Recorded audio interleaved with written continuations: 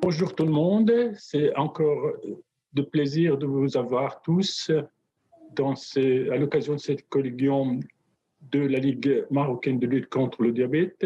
Merci à notre ami et collègue Dr Jamal Belkadir qui nous a habitués à nous inviter de participer à ces activités. Malheureusement, cette année, ça se passe dans des conditions spéciales et on ne va pas avoir l'occasion de voir nos amis au Maroc. Espérons que ce n'est qu'une partie remise pour l'année prochaine. Je me présente, Dr Albash, Nizar Albash. Je travaille actuellement à l'Hôtel Dieu de France. Avant, j'étais consultant à l'hôpital universitaire d'Alep en Syrie, où j'ai quitté en 2011 avec la crise. Aujourd'hui, je vais vous parler du pied diabétique. On sait que c'est une raison, disons, très fréquente de l'amputation du pied. Et il y a une amputation toutes les 20 secondes dans le monde. Elle est plus bas dans les pays européens et développés, de 0,5 à 0,8, mais elle est beaucoup plus élevée, bien entendu, dans les pays à des revenus bas ou limités. Mais on sait aussi que la mortalité est très élevée, c'est-à-dire après 5 ans d'amputation, le taux de mortalité est de 50 à 68%. Mais, ceci dit, cette amputation on peut l'éviter. Et on peut l'éviter quand on prend en charge correctement, de façon efficace et précoce, le traitement du pied diabétique.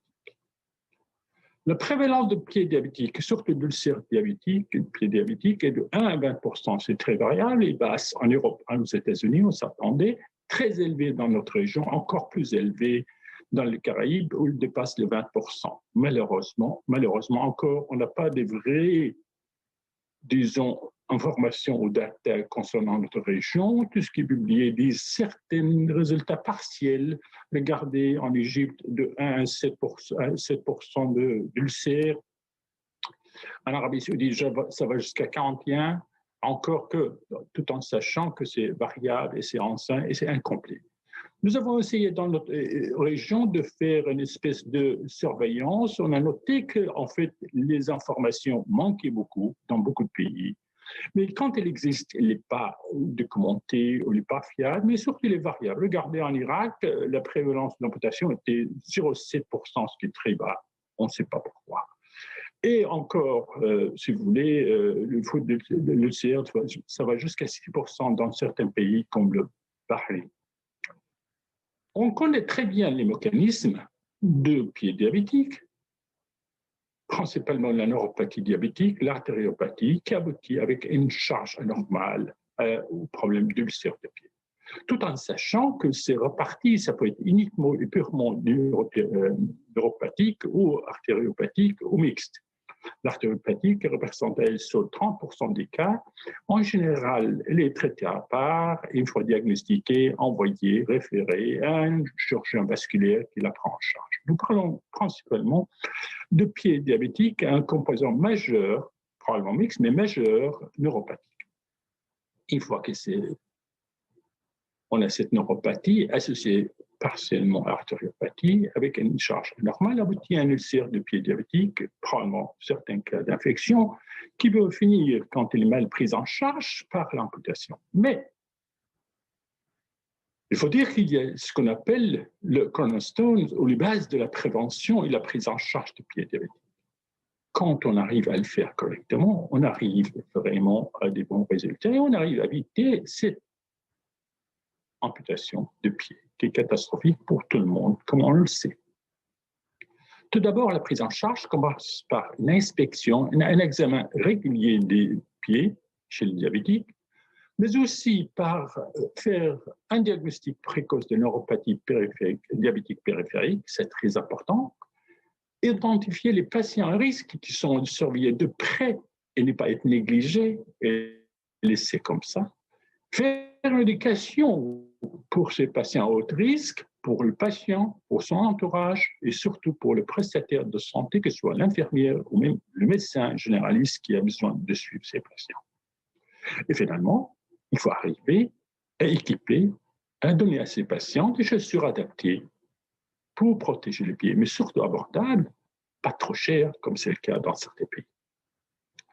Tant qu'on est dans la zone verte, on est encore dans la partie, si vous voulez, sécurisé. Mais si on passe à l'orange, c'est bien évident, ça devient plus dangereux et c'est l'alerte quand il commence à y avoir une pathologie de pied non ulcéreuse. Mais c'est encore, si vous voulez, possible de traiter et de soigner correctement. Encore moins bien quand on a un ulcère de pied, il faut faire un traitement plus approfondi, type de détertion, de pansement, de décharge, qui est nécessaire pour essayer de faire guérir ses pieds. Finalement, qu'on soit dans la zone verte ou orange, on peut faire quelque chose, on peut sauver le pied. Le but, c'est d'éviter le rouge. Jamais arriver au rouge, jamais traverser au rouge. Vous risquez d'arriver au, si vous voulez, résultat catastrophique qui est l'amputation, qui est alléché pour tout le monde, pour le patient, comme pour l'équipe médicale en entier. Nous, dans notre centre de pieds diabétiques, l'Hôtel Dieu, nous avons quelques règles. Nous avons quelque chose de très important qui fait notre force. Tout d'abord, c'est l'organisation d'une équipe multidisciplinaire. Une politique de travail qui dit qu'un pied diabétique, c'est une urgence. On se déplace à n'importe quel moment, même le week-end, pour voir un pied. Jamais laisser un pied diabétique plus de 24 heures, au maximum 48 heures s'il le faut, sans le voir. C'est une urgence. Négliger, c'est aggravé. La prévention est précoce chez nous pour la neuropathie diabétique. Et on a fait une évaluation générale et périodique pour ces patients. On fait un examen de pied pour le diabétique à chaque visite, surtout s'il y a des facteurs de risque avec neuropathie. Et on soigne de façon sérieuse et précoce toute disons, ulcère de pied diabétique. Et on se concentre sur la décharge. Je vous dirai plus tard pourquoi, mais c'est important cette décharge, sans laquelle il n'y aura pas de guérison de la plaie. Et finalement, il faut faire attention de diagnostic de l'artériopathie, comme j'ai dit, quand il y a une artériopathie majeure, il faut faire l'IPS, un Doppler, l'artériopathie, et artériographie, et l'envoyer vers le chirurgien vasculaire pour évaluer la nécessité d'un geste vasculaire, chirurgical ou pas. Mais c'est important, il ne faut pas se tromper, laisser négliger un facteur vasculaire important qui prédomine dans le pied diabétique. Aussi, qui fait notre force, c'est notre équipe, l'espace qu'on a, l'équipement. On a des diabétologues, des infirmières seniors, entraînés ou ont d'expérience plus de 10 ans, des chirurgiens vasculaires, d'appareils Doppler, de podologues, de orthoprothésistes et des fabricants de chaussures et de bottes. L'examen commence toujours quand le patient entre dans votre service. Vous allez l'observer, regarder sa façon de marcher. Une fois vous enlevez les chaussures, les chaussettes de deux côtés, même s'il y a un côté qui est atteint, vous allez chercher toutes les lésions hyperkératoses, abscesses, cellulite, vésicule, œdème, gangrène, etc., déformation, mycose interdigitale. Mettez les mains sur les pieds, examinez, sentir, mais surtout la température de pied. N'oubliez pas l'examen de pied. Et là, on peut faire le diagnostic de la neuropathie diabétique. Il faut faire attention que cette neuropathie diabétique peut être silencieuse pendant un certain temps. Donc, il faut faire le diagnostic de façon assez précoce, tout en sachant qu'un des signes les plus importants, c'est la perte de sensibilité, si vous voulez, de protection. Et là, le patient ne sent plus. Pour faire se blesser, comme vous le savez, sans s'en rendre compte. Des fois des brûlures, nocturnes, à la marche, douleur de pied, engourdissement, picotement, faiblesse musculaire, ataxie, des signes connus. Regardez ce qu'on peut voir avec l'infection, soit déformation, soit l'hyperkératose, comme c'est le cas ici, vous voyez, l'hyperkératose énorme, un ulcère, etc. On peut voir tout, le pied de Charcot, tout ce qu'on peut voir à l'inspection va nous aider pour arriver au diagnostic pour éviter le problème.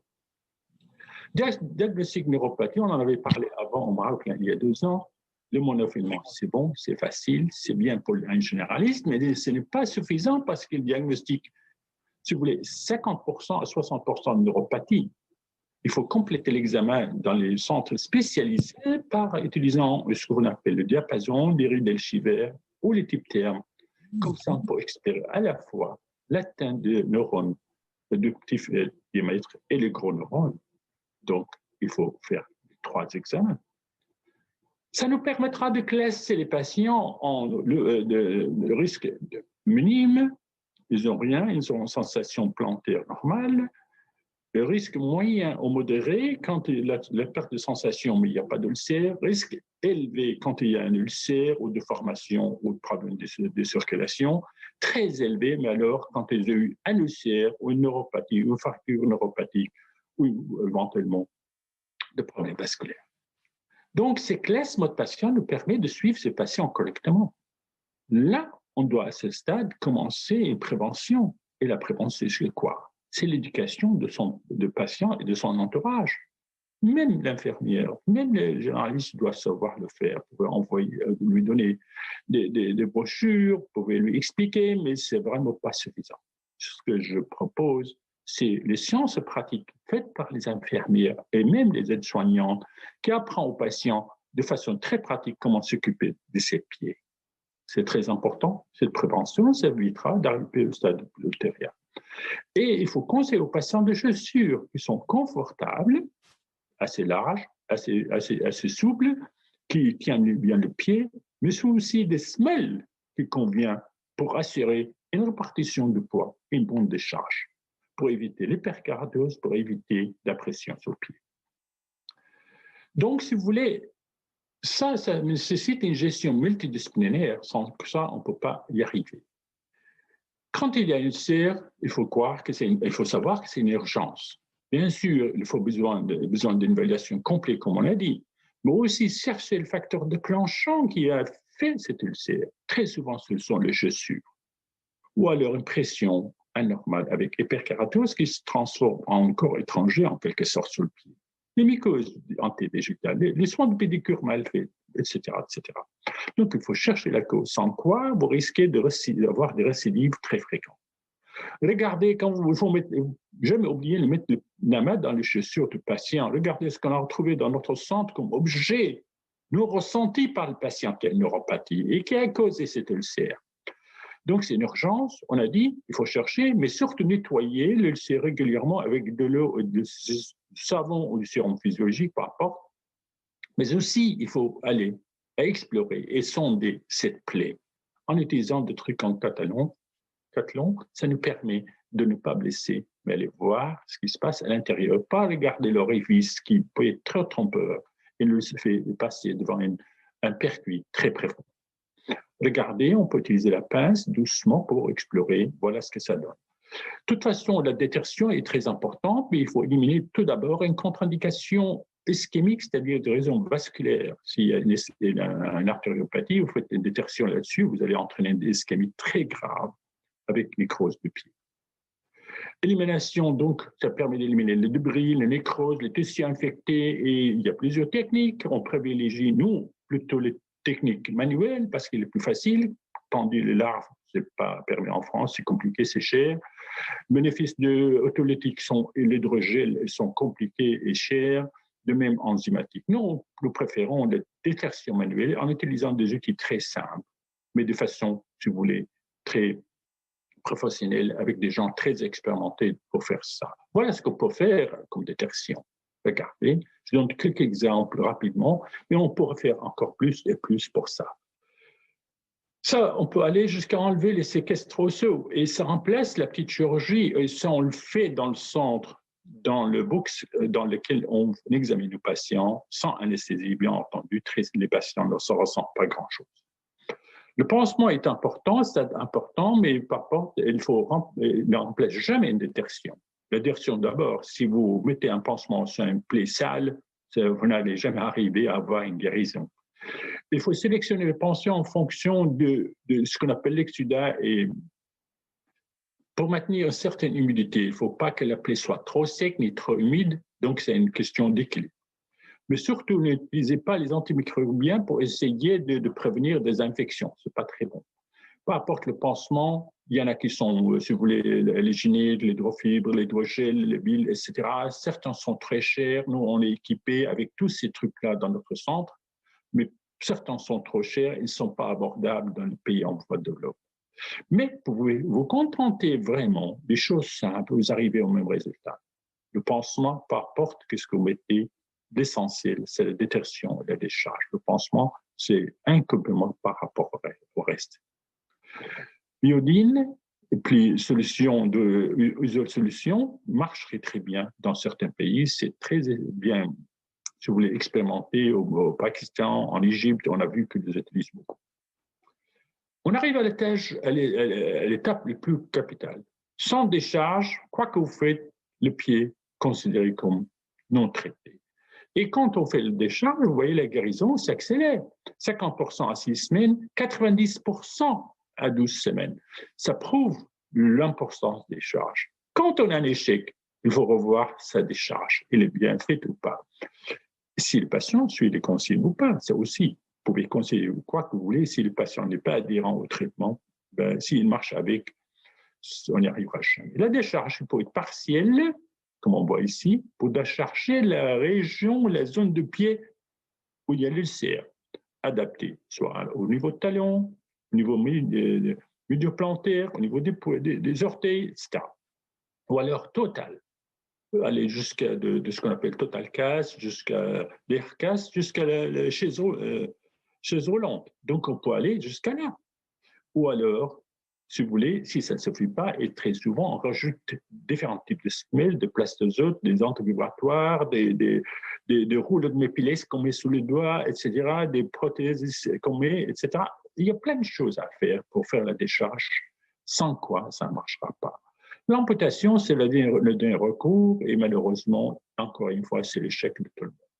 On le fait au cas extrême où les douleurs ne sont pas calmées par les calmants majeurs, quand il y a une infection majeure menace la vie du patient, quand il y a un facteur, si vous voulez, vasculaire aggravant qui fait qu'il risque d'une creuse de pied. C'est vraiment le dernier recours et j'espère qu'on y arrivera pas beaucoup. Pour plus de détails, je vous envoie aux recommandations de la Fédération internationale de diabète sur le pied diabétique. C'est bien fait. Je crois qu'il est sur notre site de MENA Région. Si vous voulez y aller, c'est très bien, c'est bien fait. Je vous conseille de le voir. Mais nous, dans notre région, nous avons rapidement, je vais en parler, quelques défis régionaux. Tout d'abord, culturels. Les patients marchent le pied nu. Et ils sont, si vous voulez, ils ont des chaussures non adaptées, des sandales, des choses comme ça, à la campagne, etc. Mais aussi, leur visite médicale est très tardive, une fois que le plaie a évolué. Et l'utilisation des médecines traditionnelles aggrave les choses. Et malheureusement, on a des fausses idées qu'on transmet sur le traitement du pied diabétique. Économique. Les gouvernements ne dépensent que très peu d'argent pour le pied diabétique. Les patients ne payent partiellement de leur poche dans notre région les soins pour le pied diabétique. Ils ont peur de l'absentéisme, de perte de revenus s'ils s'arrêtent et se mettent en décharge. Et les chaussures de décharge sont très chères parce qu'ils sont fabriqués à l'étranger. On doit encourager leur fabrication locale. Les soins de santé également.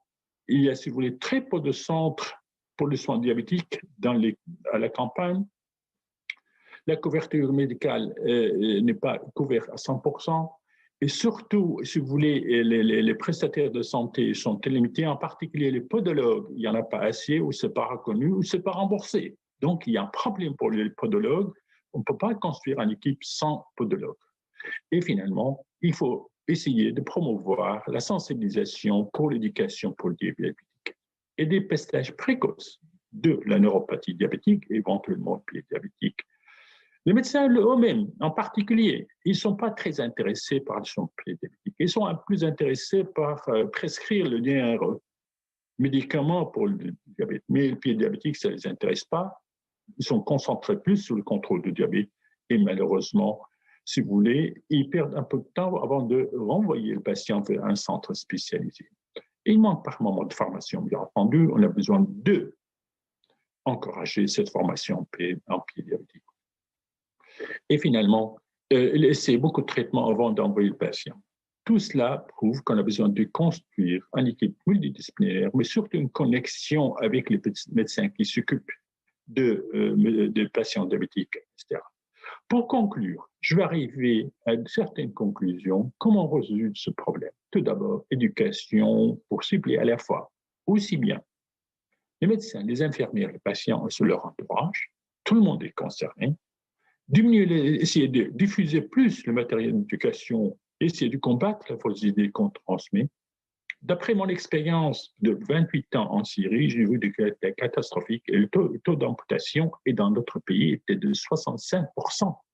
Les patients arrivaient à l'université vraiment au stade de l'amputation parce qu'ils traînaient des semaines avant d'arriver chez nous. Et là, c'est important. Il faut promouvoir donc la détection précoce de neuropathie diabétique pour connaître les patients à haut risque, pour faire leur éducation et les suivre. Il faut identifier et se contenter, essayer de voir ces patients à haut risque et se concentrer sur leur prévention et développer une approche multidisciplinaire pour arriver à avoir de bons résultats. Finalement, on peut suivre toujours les recommandations de la Fédération internationale de diabète qui sont très bien faites pour essayer de suivre le patient. Et pour vous dire, il est toujours possible de partager votre expérience avec des experts, soit par le Zoom actuellement, ou avec des réunions virtuelles qu'on va organiser de plus en plus. Moi, comme, si vous voulez, un médecin qui travaille ici en France, mais aussi, je suis, si vous voulez, le président de la comité de la MENA région pour le pied diabétique. Et avec notre président, Dr Jamal Belkadir, je pense qu'on va faire un peu plus d'efforts pour améliorer les soins de pied diabétique dans notre région. Et à la fin, je vous remercie, vous et Dr Jamal, pour me donner cette opportunité de vous parler aujourd'hui d'un problème très important dans notre région. Merci pour votre écoute.